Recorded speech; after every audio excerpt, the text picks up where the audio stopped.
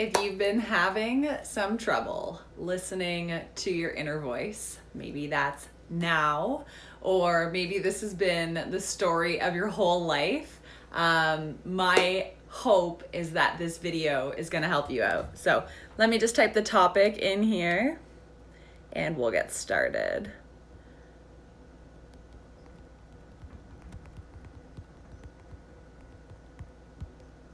Okay, so I'm just gonna pin that in the comments. I hope everyone's having a really good day so far. There we go. It has been pinned. You can see my little pup hanging out in the background. Okay, so I have this deep sense, and especially because I've been talking with a lot of you over the past few weeks, that something has been nudging. Something has been like urging you to get out. And you've maybe been excited at the thought of joining a new course or diving into a brand new learning opportunity or picking up a new skill. Maybe you just have this feeling that you're here for more, whatever that looks like for you, or you're here for something different. You just haven't quite figured out what that is yet, right? There might be a small fire burning inside of you. It might be a really big fire and it is just like lighting up your whole body and you're just like, what is this? What am I meant to be doing with my life, with my energy, with my creative efforts, okay? So I wanted to share this quick video to let you know that that voice, it's there for a reason.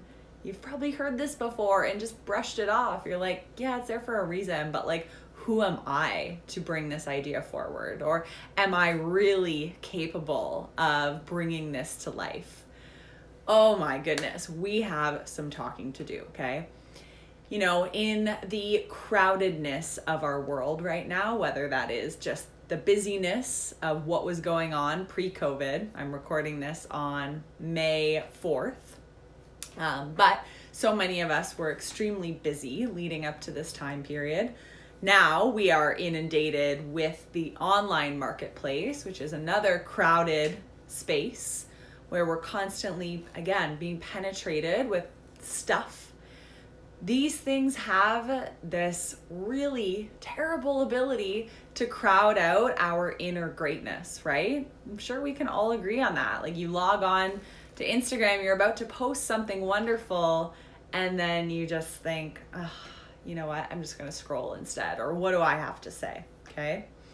So I really wanna help you to dust off that buildup of doubt that you've got going on, to really break free of not trusting your inner voice, your gut feeling, right? We've always been told since we were kids, go with your gut, trust your gut. And I want you to know how you can turn down the noise of the world and turn up your inner voice, because that is where magic happens. It really, really is, okay?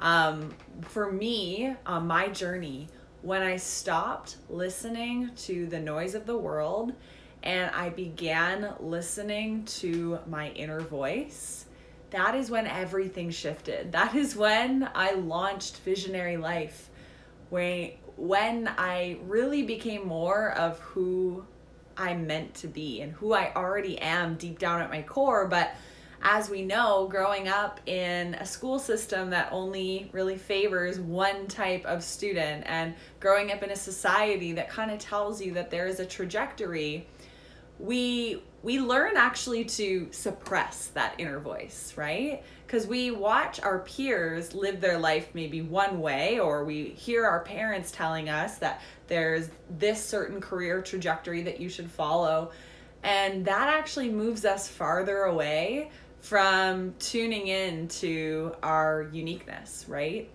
For me, like, I don't think I should have gone to university because it wasn't a learning environment for me. I don't think I was ever meant to sit in an office and work a traditional 9-to-5 schedule. I don't think I was ever meant to follow the script of when you need to buy a house, when you need to have kids, when you need to stop being stop having fun or stop being an athlete. Like, whatever the case is, there are prescriptive trajectories and norms for people in their 20s, 30s, etc. And as soon as I started listening to that inner voice, and this can happen to you at any age, doesn't matter when you decide to tune in, but that's when I thought, no, like I need to do things different, okay? I moved to a new city. I'm here in Toronto. I did not grow up here. I enrolled at nutrition college, even though I went to school for human resources and marketing, like total diversion. I started to express myself through teaching fitness classes, right? I knew that that was not a job that maybe was very highly sought after, but I knew that that gave me some creative freedom and I loved it. So I kept following that. I started to self-express through my business, right? I started a blog and a nutrition coaching business, and I started doing a network marketing business. And I was just really figuring out, like, what is my inner voice telling me? It's telling me go connect with people. It's telling me follow this nudge. It's telling me to book a call with this business coach. And I listened for once. And somewhere in that time period too, I found myself back working a full-time corporate gig. And I was sitting in a board meeting being met with all sorts of resistance.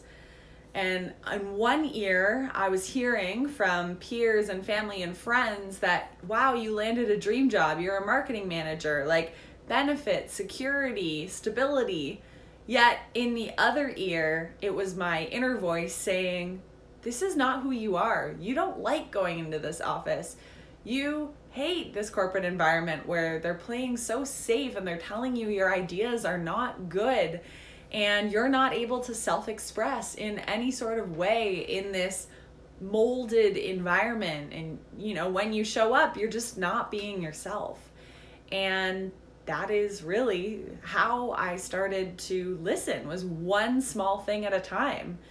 And that really leads me to where I am today, which is only paying attention to that inner voice and basically saying, F it, to everybody else's preconceived notion of what my life should be like, right? Now, every decision that I make, it's not based on calling people up and asking for approval and getting, like, feedback is welcome, but opinions are not. And opinions are driving so many people's life and business decisions, okay? So the content here is that we need to listen.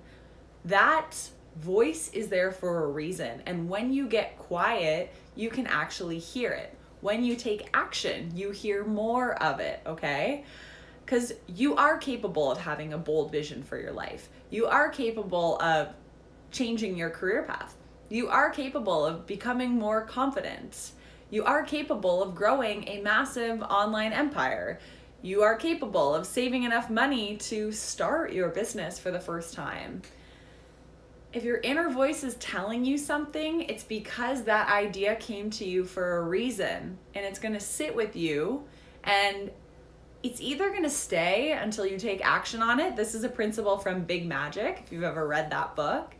This idea is either going to sit with you until it burns so deeply that there's no other way. And that's what happened to me in my marketing job. It was like, I'm either going to quit, or I'm just going to burst into tears and combust, and I will be, dead to the world. Like, it was that strong for me. Or if it doesn't grow stronger, it might actually leave you. So it's more advantageous to take some small action on that inner voice, whatever it's saying. Maybe it's to get a puppy or to move to a new home or whatever the case is. Take that bit of action so that the idea doesn't go to someone else. And again, that's from the book Big Magic. So, all that to say that there's so much you can do to advance that inner voice. And as you start to tune in, it does get stronger. If that's a topic you're interested in and you want to go deep, you could listen to the Lively Show with Jess Lively, because she talks a lot about it. For me, it's just been a practice of getting that clarity by listening to the inner voice, doing the small thing, and then feeling some success, and then getting that boost of confidence, okay?